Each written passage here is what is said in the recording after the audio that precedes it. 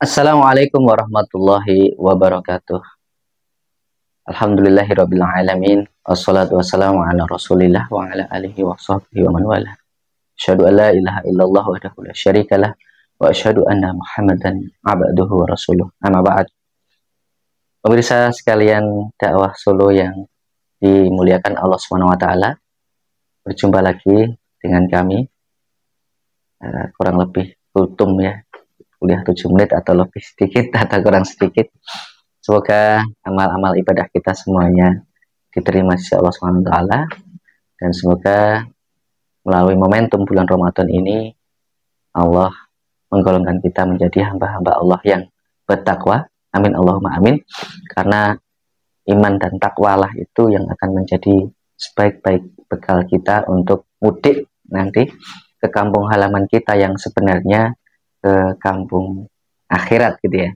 Ya mungkin jamaah sekalian beberapa hari lagi atau beberapa pekan lagi gitu akan mudik ya, mudik ke kampung masing-masing atau ke daerah tempat kelahirannya. Nah, kita mudik 3, 4, 5 atau 7 hari itu butuh bekal yang tidak sedikit. Apalagi ketika kemudian kita nanti mudik ke kampung halaman kita yang sebenarnya kampung akhirat, mudik untuk yang selama-lamanya gitu ya. Semoga Allah menggolongkan kita menjadi hamba-hamba yang beruntung, bahagia dunia dan akhirat. Amin Allahumma amin. Kemudian tidak lupa sholawat serta salam semoga tercurah kepada junjungan kita, uswatun hasanah kita, Nabiullah Muhammad sallallahu alaihi wasallam, keluarga beliau, para sahabat, para tabi'in, dan orang-orang yang mengikuti jalan beliau hingga akhir zaman. Jamaah sekalian yang berbahagia, ngomong-ngomong tentang bahagia, tentu semua manusia yang artinya akalnya masih sehat itu menginginkan bahagia ya. Tidak ada yang menginginkan kesusahan gitu ya.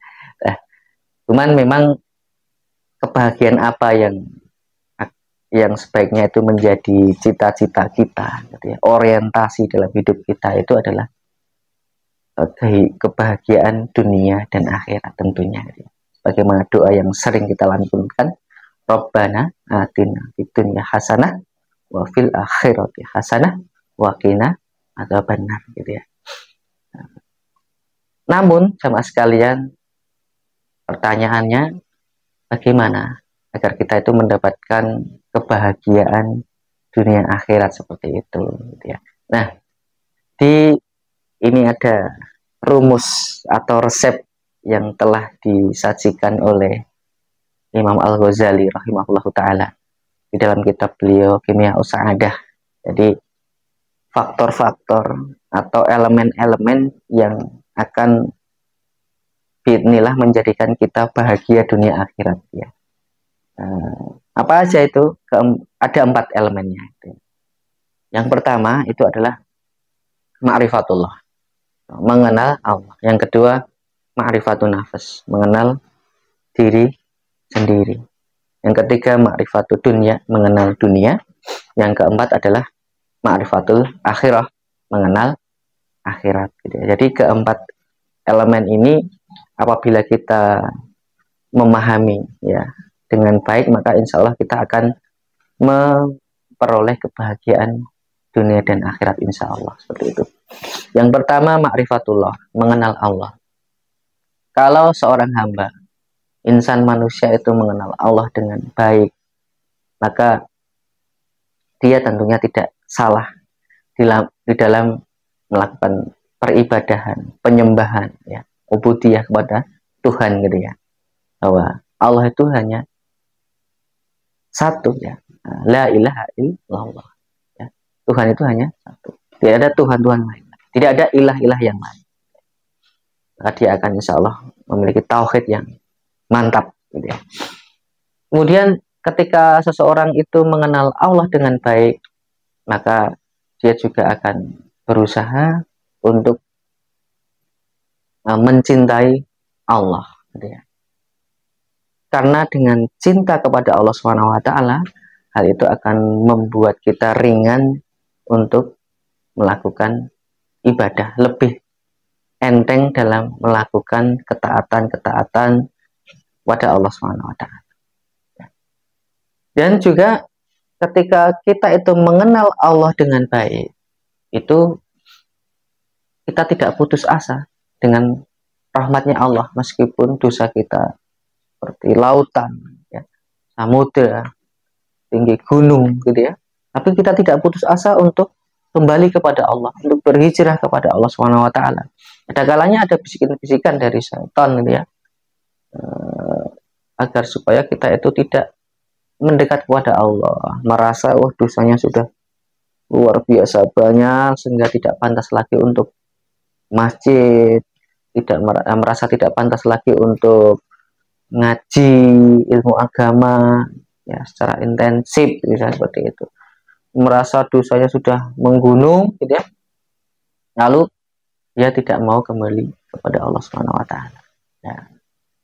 Jangan sampai hal itu terjadi, karena Allah Taala adalah Zat yang Maha Pengampun. Kata Allah, "Qul ya ibadiyalladzina asrafu ala anfusihim la taqnatu min rahmatillah. Innallaha yaghfiru dzunuba jami'a. Innahu huwal ghafurur rahim." Ini kata Allah. Wahai hamba-hambaku yang melampaui batas terhadap diri kalian, janganlah berputus asa dari rahmat Allah.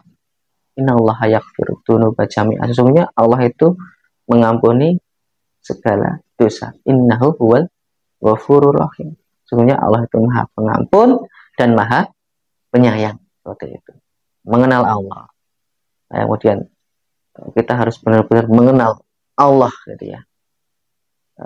Atau jangan-jangan kita belum yakin nih adanya Allah. Ya, itu juga menjadi permasalahan yang serius ya, apabila kemudian dalam benak kita itu masih ada keraguan terusnya, gitu, atau mungkin memiliki pemahaman Allah itu banyak, gitu ya, tapi kemudian memiliki pemahaman semua agama itu benar ya, dengan pemahaman tujuannya kan sama, tujuannya satu. Kalau orang-orang desoi biasanya keluar istilah-istilah agama bener kabeh, apik kabeh. Nah, itu perlu kemudian kita mengaji ya, agar kemudian kita tidak mendapatkan pemikiran-pemikiran yang bahaya seperti itu ya. Kalau masih ada hal-hal yang kemudian menggelayu di dalam benak kita, maka seperti hal-hal tadi, maka itu menjadi indikator masih bermasalah dengan ma'rifatullah kita, ya, mengenal Allah kita. Kemudian yang kedua adalah ma'rifatun nafs, gitu ya. Ma'rifatun nafs itu mengenal diri, gitu ya. Kata Syekh Taqiyuddin An-Nabhani, gitu ya. Ada tiga pertanyaan mendasar itu yang akan merubah hidup kita. Gitu ya. Apa pertanyaan mendasar itu? Namanya Uqdatul Kubro. Dari mana, untuk apa, dan mau kemana kita hidup. Ketika kita kemudian bisa menjawab dengan baik dan benar ketika pertanyaan itu, maka insya Allah kita akan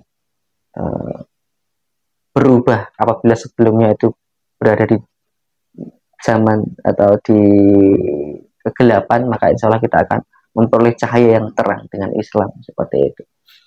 Makanya penting kita untuk mengenal diri, gitu ya, dari mana, untuk apa, dan mau kemana. Penting juga kita bertafakur tentang diri kita ya, mulai dari ujung rambut, ujung kaki, gitu ya, bahwa keberadaan kita itu membuktikan adanya Allah Subhanahu Wa Taala ya. Inna fi khalqis samawati wal ard wa ikhtilafil laili wan nahar la ayatil lil albab. Sesungguhnya dalam penciptaan langit dan bumi, pergantian siang dan malam, terdapat tanda-tanda bagi orang yang berpikir, gitu ya. Nah, itu mengenal diri ya. Makanya beberapa ulama mengatakan bahwa mengenal diri itu sebagai jalan untuk mengenal Allah, mengenal Tuhannya. Itu yang kedua. Yang ketiga, elemen kebahagiaan selanjutnya adalah ma'rifatud dunia, mengenal dunia. Orang yang mengenal dunia dengan baik, maka tidak menjadikan dunia ini menjadi orientasi utama dalam hidupnya. Dan dunia hanya dijadikan menjadi jembatan untuk memperoleh kebahagiaan yang sejati, yakni di akhirat. Seperti itu. Ketika kemudian terjadi sebaliknya, orang yang hidupnya itu hanya untuk bekerja, mencari makan, mencari hal-hal yang dia senangi, memperturuti hawa nafsunya, berarti ini menjadi salah satu indikator dia belum mengenal dunia dengan baik, belum ma'rifatut dunia. Karena sejatinya kebahagiaan yang di dunia itu sifatnya semu, fana, dan menipu. Contohnya apa? Contohnya nih, misalnya contoh dulu ketika kita itu belum memiliki kendaraan ya, motor atau mobil gitu ya, seakan-akan itu wah pengen banget gitu ya, wah sesuatu yang diharap-harapkan itu ketika nanti ingin itu wah sepertinya excited sekali. Tapi ketika kemudian kita mendapatkan rezeki itu dari Allah SWT, kita diizinkan untuk membeli motor atau mobil baru, ya biasa saja seperti itu sementara. Dan juga kemudian contohnya ketika mungkin ada nih jamaah sekalian yang belum nikah ya, termasuk kameramen ya, ini Mas Arya belum nikah. Kalau belum nikah itu bayangannya mau nikah, kalau nikah itu kayaknya itu sesuatu yang luar biasa gitu ya, banget gitu ya. Tapi setelah nikah gitu ya, gimana ya? Tapi ada ungkapan itu katanya kalau nikah itu enaknya cuma 5% ya. Iya, yang 95% itu enak sekali katanya seperti itu. Ya mungkin itu kalau masih pengantin baru ya. Tapi kalau nanti sudah pernikahannya sudah lama ya, banyak ujian yang dari Allah SWT, godaan ya. Oke, nanti punya anak, muncul masalah-masalah baru dan seterusnya, maka itu ya manusia itu akan kembali lagi. Kemarin ada ini ibu-ibu yang bilang kepada saya, wah penak ya, ada beberapa remaja yang lewat ya di depan itu, ada saudara sedang numpang di kendaraan saya ini, wah penak ya ibu-ibu itu, adik-adik itu kok sepertinya belum punya masalah. Seperti itu. Berbeda dengan orang tua seperti ini, banyak tanggungan yang harus kemudian dihadapi, banyak masalah dan seterusnya. Ya, seperti itulah kenikmatan dunia ya, sementara menipu dan fana. Dan meskipun andai kita mendapatkan kenikmatan dunia juga hanya sementara, paling banter usia kita ya rata-rata ya sekitar 60 atau 70 tahun umatnya Nabi Muhammad seperti itu.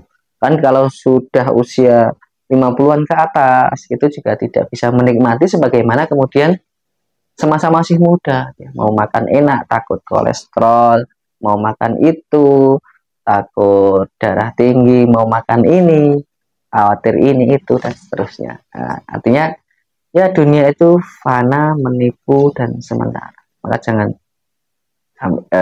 kita tertipu gitu. Makanya ini juga Imam Al-Ghazali dalam Kimia Sa'adah ini membuat tamsil atau perumpamaan kehidupan dunia ini adalah seperti penumpang kapal. Jadi ada sebuah kapal yang berlayar ke tujuan sebuah pulau gitu ya. Nah, ada satu waktu yang kemudian nahkoda kapal ini memutuskan untuk berlabuh di sebuah pantai ya. Pantai ini permisalan dunia dan tujuan kapal itu adalah akhirat gitu ya. Nah, setelah itu kemudian armada kapal atau awak kapal itu mengumumkan silahkan untuk penumpang kapal keluar dari kapal terlebih dahulu, kurang lebih jaraknya 1 jam gitu ya. Nanti setelah tepat pukul sekian maka diharapkan seluruh penumpang kapal ini kembali ke tempat duduknya di dalam kapal masing-masing. Nah, Imam Ghazali ini membuat perumpamaan. Penumpang kapal itu yang kemudian dia menikmati pantai sewajarnya, dia mentaati si nahkoda tadi bahwa tepat 1 jam itu harus sudah masuk ke kapal, maka dia mendapatkan tempat yang layak, yang enak di kapal itu, gitu ya. Nyaman lagi.